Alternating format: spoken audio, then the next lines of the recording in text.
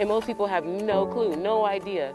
Don't know the first thing about what it takes to put a seed in the ground. It's hard not to be drawn in. Oh, you babies look beautiful. By the lofty prose of Angelica Willis-Smith. And it's the one thing every person's ancestors have been doing since the beginning of time. To speak with her is to speak little. I can literally roll this up and eat it right now. And absorb the emotions that imbue her words. It's the one thing that connects every person on this planet. And then you focus on what she's speaking about. It's farming, it's cultivating, and hardly anybody knows how to do it. Angelica is a singer, a licensed massage therapist, has certificates in IT. I also model. That's my that's my daytime thing. But she spends most of her time on an acre and a half in southern Phoenix.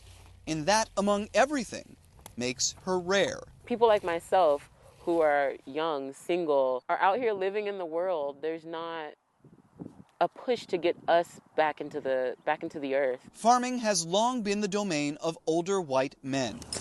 Angelica defies it all, but she also defies another idea, that farming can't happen in cities. We got a lot of different kinds of flowers growing. Jessica Diamond oversees operations for Project Roots, the nonprofit that runs the acre and a half. We've got lettuce, we've got mustard greens, kale, garlic, green onions. In the last 30 years, urban farming has grown more than 30%.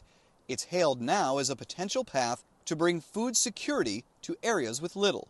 That's why more cities are taking a vested interest. We're looking at the full spectrum of the local food system. Joe Rozelle works for the city of Phoenix. His title, Food Systems Program Manager. The city this year launched the Urban Agriculture Fellowship Program.